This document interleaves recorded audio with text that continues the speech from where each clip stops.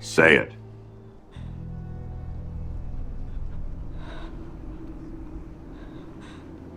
Vampire. You're goddamn right. Hello and welcome back to Fact Me Up channel. In today's video we're going to delve into the enigmatic world of Twilight, a movie that kickstarted a multi-billion-dollar franchise. It's about sparkly boys, That's just my bling. not so logical high school romances where more muscular werewolves still lose to skinny vampires, and performances so good and so memorable. Human? It's really difficult to find a worthy comparison. I did not hit her. I did not. Oh, hi, Mark. From Robert Pattinson crashing a speedboat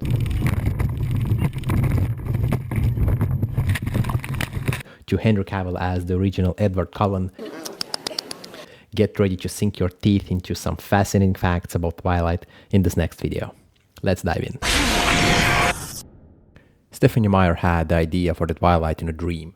The multi-billion-dollar Twilight franchise can all be traced back to one moment that ignited Stephenie Meyer's imagination. Do not let your imagination run out of control. Well, that's easy for you to say. You have a bad imagination. It's stupid. I live in a fantasy world. Because obviously, multi-billion-dollar franchises usually start with a dream about a sparkly dude in a meadow. You're shining. No, that's just my bling. The author described the dream with two people in a kind of a little circular meadow with a really bright sunlight, and one of them was a beautiful sparkly boy. Oh, Lord. And one was just a girl who was a human. So naturally, this dream of a glittery dude in a meadow led to a teenage girl dating a vampire. I know what you are. Say it. Out loud. Say it. Jonas brother.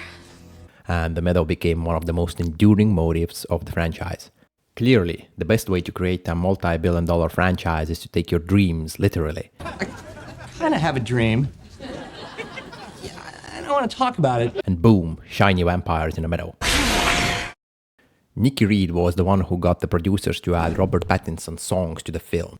Reed secretly started recording him from her laptop while he was singing and playing his guitar in filming breaks.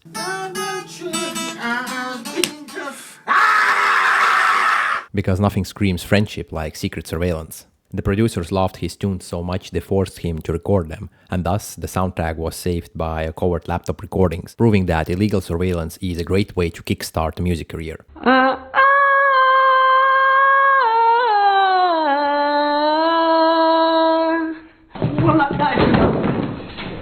Sorry, I thought that was a solid wall. Robert Pattinson actually plays the piano in the scene where Edward is playing Bella's lullaby. Let's listen.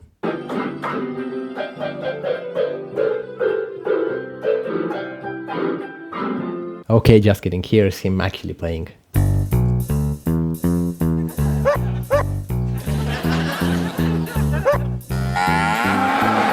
Fine, let's hear it. The Twilight cast went through a considerable amount of training and preparation for the film, including baseball practice, workout regimens, and in the case of Robert Pattinson, driving lessons. Look, there is a woman in a car. Can we follow her and maybe make a sexy time with her? Because playing a centuries-old vampire is easy, but parallel parking on the streets of Oregon, that's where the real acting skills come in.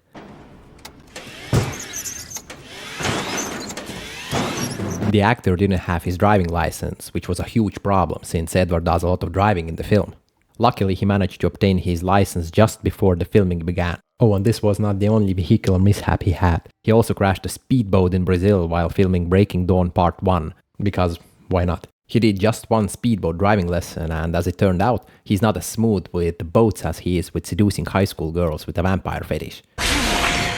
Over 5,000 actors auditioned for the role of Edward before it went to Robert Pattinson. And Henry Cavill, you know the guy who played the Superman, I know who he is, bitch. was Stephenie Meyer's first choice. However, by the time the production was to begin, he was already 25 years old and no longer looked the part of a 17-year-old high schooler.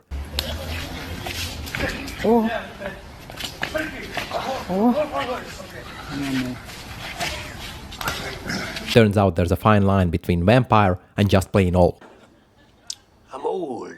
He was then offered the part of Carlisle Cullen, but turned it down due to his commitment with the Tudors.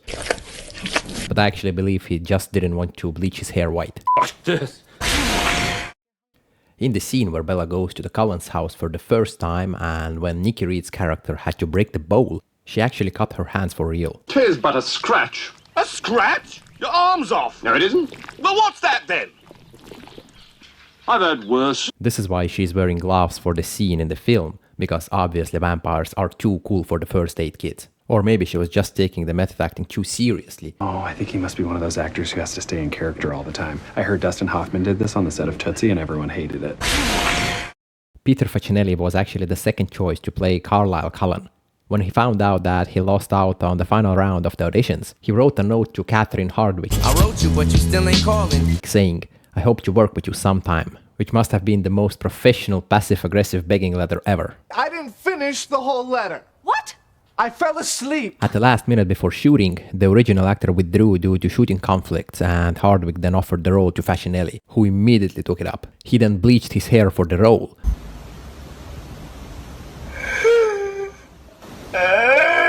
Not sure whether because of the dedication or he just really wanted to be a vampire, so you can decide.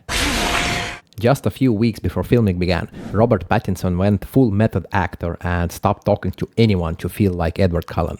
Everybody knows you never go full retard. Because nothing helps you channel a brooding, immortal, sparkly teenage vampire boy like avoiding human interaction altogether. So deep I'm drowning. I'm drowning! Oh God, I'm drowning! What the? Oh. Robert Pattinson stated in an interview that this was his first American role and he had no formal training to perfect his American accent.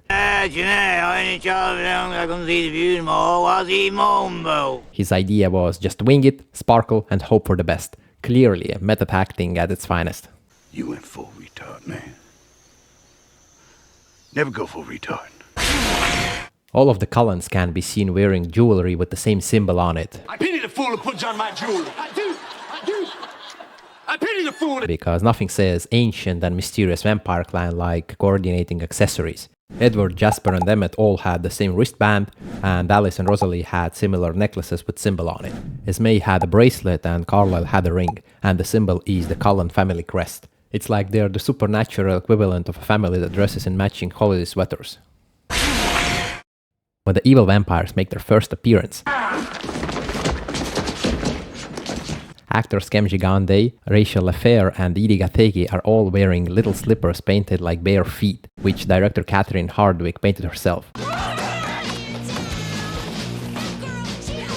Apparently, realism in a vampire movie means meticulously detailed fake feet and nothing says menacing like FOOTSIE pajamas.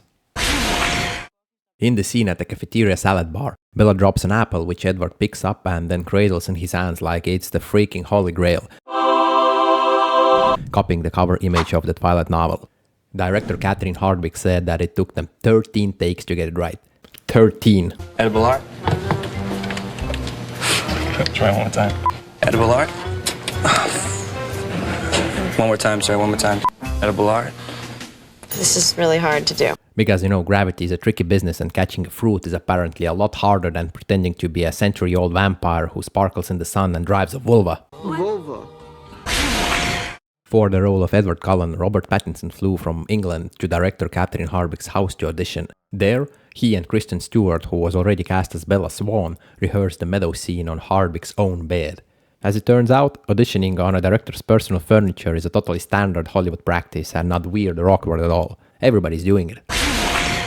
Victoria, the evil vampire, can actually be seen at the school dance before her grand reveal. When Bella and Edward first walk into the dance at the end of Twilight, Victoria is actually standing by the entrance. She's the ultimate lurker pulling a vampire version of Where's Waldo. Get out of here, you lurker! Go on, get! The villainous vampire isn't revealed until the very end of the movie, when viewers see her standing above the dancing couple, but the inclusion of her in the entryway scene shows that she was actually at the dance the entire time. Oh my God, I can't believe it. Lurking and stalking. Stalking and lurking.